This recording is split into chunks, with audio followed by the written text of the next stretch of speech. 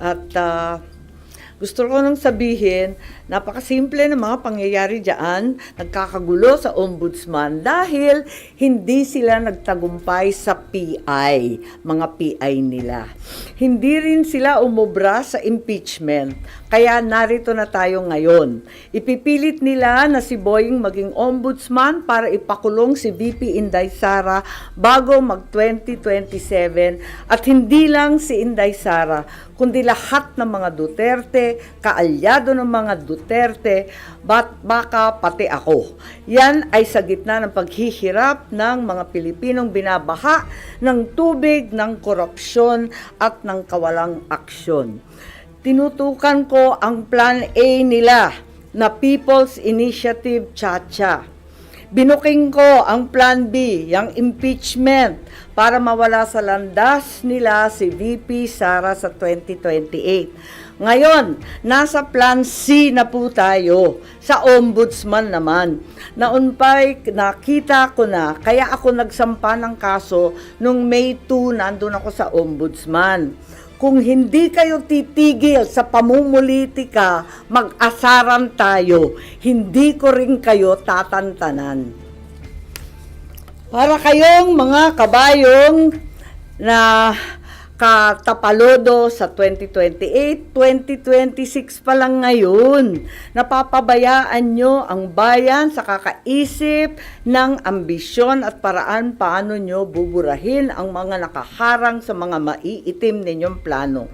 Nasa 2028 na kayo. 2026 pa lang. Paano makakaligtas at mabubuhay ang Pilipino 2026, 2027? Paano makakaraos? Hindi sila tulad ng mga buhaya na kaya sa lupa at lumalangoy sa baha, walang pakialam. Ngayon, ang OMB, Bantayog ng Katwiran, para sa mga lingkod bayan. Pati ba naman yan, gusto ninyong baluktutin? Habang nagsusumikap ang lahat ng tapat, habang ang lahat ng Pilipino ay galit dahil gustong makakita ng tuwid, habang pilit naming nire-reband na tuwid ang sistema, eto kayo at pilit nyong kinukulot, binabaluktot, ginugulo. Ang OMB ay opisina, hindi parlor. Tigilan nyo yan. Ang mensahe ko naman kay bagong Deputy OIC Ombudsman Vargas ay simple lamang. Kung nayayanig ka na sa pressure, isabuhay mo na lang ang sikat ng kanta ni April Boy Regino. Kapag nariyan na ang suhol, itaas mo ang iyong dalawang kamay ng ganito at sabihin, hindi ko kayang tanggapin. Wala lang. Naloloka na ako. Yes po. Git ninyo na plano nila na kaya ilagay Secretary Boying Remulla sa ombudsman para ipakulong si VP Sara at mga ka-alyado niya. Ano yung suspicion o may nakuha kayo na mabigat na information na pinagbasihan nyo? Yes, marami po tayong information na talagang dito patungo ang paghalal ng isang ombudsman na kaibigan natin dati pero hindi naman natin mapagkakailay. Ang labo-labo naman ng ganon. Kaya tututulan ko po at magtiisan po tayo. Hindi natin kakayanin yan at hindi dapat mangyari yan. Dahil klaro naman hindi dapat politiko, klaro yung conflict of interest, hindi naman na maitatakwil na may kaso. So, 2 sets of cases against Secretary Boying Remulla presently pending before the Ombudsman. Kung paano siya magkakaroon ng clearance from the Ombudsman, pipilitin talaga, pinaltan na yung Deputy OIC na dati nariyan, si Deputy OIC Castillo, malamang ayaw mag-cooperate, kaya kung ano-anong paninira nakikita natin sa online. Meron administrative case for grave misconduct and conduct prejudicial to the best interest of the service. May ikalawa pa, may criminal cases, usurpation of judicial functions under the revised penal code, another criminal case for arbitrary detention of PRRD. Ayan, so nag-file ako nung nakaraan 27 August ng position paper ad cautelam kasi marami pang pending, marami pang iniintay. Higit sa lahat, hindi pa nare-resolve yung time to file the position paper. Iintay rin kami yung mga respondent. Panay ang extension of time to file, wala pa, hindi pa pinipila, tapos yung counter affidavit pa. And then Marbil, si General Marbil, may motion to withdraw pa his rejoinder affidavit. So ang dami pang nakatenga, dapat talaga, pasok na yan sa preliminary investigation. Di naman nila pwedeng i-dismiss kasi umandar na yung kaso Meron pa akong motion for clarificatory hearing. Meron pa akong motion for supplemental position paper. Kaya, ayun, nung nag-file ako nung 27 August, yung sumunod na araw, wala, tinanggal na si OIC Ombudsman Marie Flor Punsalan Castillo. Bigla-bigla ang pinasok yung Deputy Ombudsman sa Visayas, si Dante Vargas naman. Ang daing naririnig, ang daming haka-haka, ang daming pinapakita na sinisiraan na nga si OIC Ombudsman Castillo na dati-rati wala naman tayong naririnig tungkol dyan. Kung ano-anong district engineer flood zone control, talaga naman nasa uso bigla. Ang totoo, ang balita, ang pagkakilala kay Justice Punsalan Castillo, hindi daw yan napapagsabihan kasi very independent-minded at very legalista. Kaya hindi talaga nauuto, hindi talaga nasusuhulan, yun na nga. Tapos may issue pa na yung bagong OIC Ombudsman Vargas, ang asawa daw, kaklase daw ni Secretary Boying sa UP Law. Therefore, there's extremely heavy pressure to dismiss the case against Boying. At eto nga, na itong kaso ay madidismiss ngayong linggo. Bakit i-dismiss yan? Yan ang tanong ko. At ang balita, immediately executory ang ilalabas.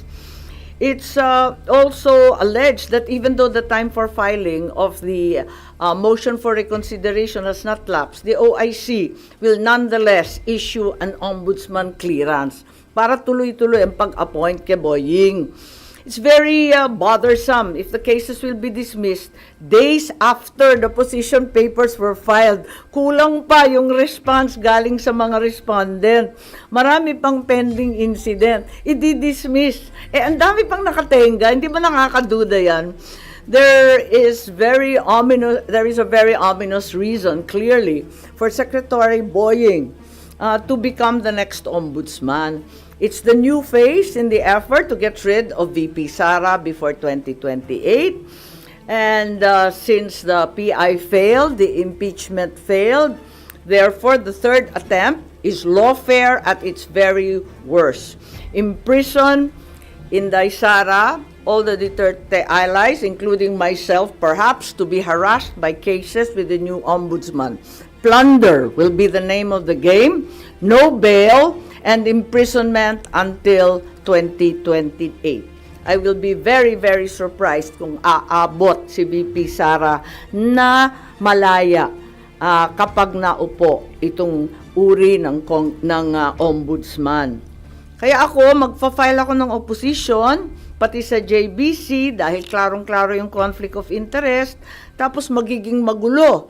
Kapag itong mga kaso sa PRRD arrest will be rendered ineffective. Halimbawa, if the OIC Ombudsman caves to pressure, dismisses na nga the cases, pati yung MR i-dismiss, mapupunta sa CA, sa Supreme Court, paano yan? Kahit i-reverse ng CA or Supreme Court yung OIC Ombudsman, orders the dismissal from service, declares he's perpetually disqualified. Paano ma-enforce yung desisyon na yan kung si Secretary Boying ay nakaupo ng ombudsman? He can only be removed by impeachment. It may not be amiss to inform the JBC as well as the present OIC Ombudsman that we understand and commiserate with the unbearable, tremendous pressure to issue a clearance. That way, the JBC is apprised to scrutinize more carefully instead the circumstances surrounding the issuance of said clearance or certification. if and when that will be issued. Yun lang. Yan yung ganong plano to rid VP Sara and then i-dismiss yung kaso against sa Justice Secretary Remulla para may appoint siya sa ombudsman? Well, balitang-balita, ang pressure sa mga investigador, matindi ang pressure, naririnig natin sa JBC, at nakita natin ang mga galaw, di ba? Pinapaltan ang karapat-dapat na Deputy OIC na wala namang bahid at wala namang dahilan, biglang tinanggal at iba yung linagay, nakakapagtaka talaga. At saka yung time frame, talagang sapilitan, as a deadline. May mga deadline silang hinahabol. Ma'am, ano pang magagawa pa po nung isasubmit yung opposition kung ongoing na po yung selection ng JBC ngayon for ombudsman po? Oo nga, yun, na talagang tignan natin, sana makinig sila and sana intindihin nila kung gaano kaihalaga ito sa buhay ng ating bansa. Na isang tabi na ng todo-todo ang problema ng baha. Malunod na tayo sa tubig at korupsyon, basta yung ambisyon na lamang ng iilan ang nangingibabaw. Good morning.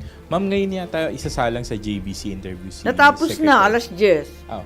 Pero yung opposition nyo po, na-file or na-discuss nyo po ba kay Senator Alan as member ng JBC representing Kakausapin the ko Senate? mamaya. Nagulat kasi ako, hindi ko akalain na magpapa-interview. Akala ko bawal yun hanggat walang clearance.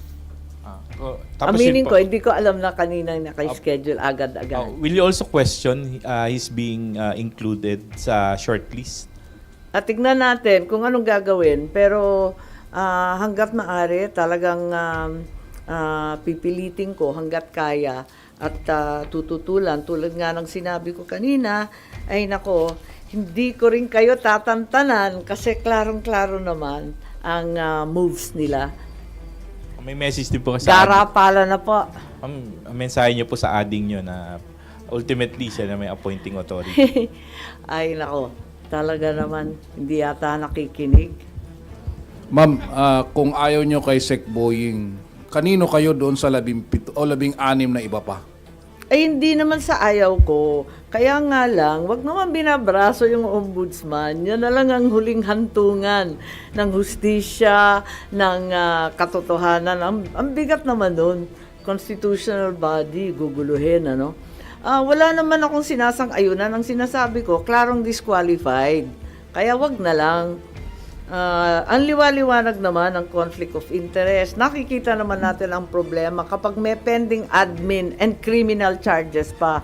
Ang bigat naman, tapos gagawin ninyong ombudsman. Tama ba yun? Wala naman akong kinakampanyang kandidato para ombudsman. Sa totoo lang. Di ko nga kilala yung mga listahan. Siyempre, trabaho ng JBC yun eh. Wala na. Ibang issue lang. Ay, okay. Pero babalik pa ako sa budget. Okay, Oo, sige. yung madalian lang kung gusto nyo. Pero yun lang. Yes po. Ma'am, hindi ba parang ang for a goal na tanggalin lang si VP Sara, yun po talaga yung goal ni Secretary Remulla? Eh, hindi siya. Siguro yung mga nag-uutos din sa kanya. Marami kasi, di ba? Di ba masyado nang maliwanag ang pattern. Noon sinabi ng iba na napaka-alarmist ko. Bakit ko binubulabog ang lahat tungkol sa PI? O ngayon, tignan natin. Tapos yung impeachment, palang maniwala na itutuloy. Ayan, tinuloy. Wala rin nangyari. Kaya nandito na tayo sa Plan C. Yan talaga ang nangyayari. Ma'am, saan nyo nakuha yung information na may ganitong plano? Mag-ombudsman siya para ipakulong si VP Sara? Maliwanag naman kasi talagang sinabi na rin nung nag-iimbestiga yung mga Quadcom tungkol sa confidential and intelligence funds na ang tinutukoy, plunder charges, non-bailable, kulong bago 2028. Nakausap nyo na si VP Sara about this, ma'am? Yung possibility Hindi, ng actually ombudsman? hindi pa. Kasi wala siya rito, sa totoo lang. At sa dami ng problema nun, dadagdagan ko pa. Hanggat kaya ko, talagang hindi ko tatantanan to at mag-asara na lang kami. Pero, ma'am, sorry. Pero Yep. hindi naman po ang gusto ni VP Sorry? Masagot po, hindi lang gusto ni VP Sara, masagot sa proper forum yung mga charges laban po sa kanya. Tama. So, hindi ba parang ano, o talagang si SOJ Remulla po yung bagong bala against her and the Dutertes po? Tignan nyo yung mga kilos nilang lahat, di ba? Doon patungo. Kung sana magkakaroon ng patas at makatotohanang depensa sa korte, kung papayagan siya, yun ang gusto niya.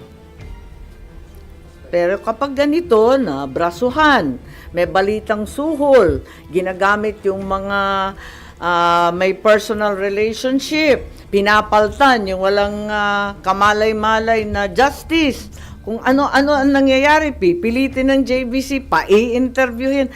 Ang bihira, hindi ba nahalata na brasuhan na talaga ito ng todo-todo?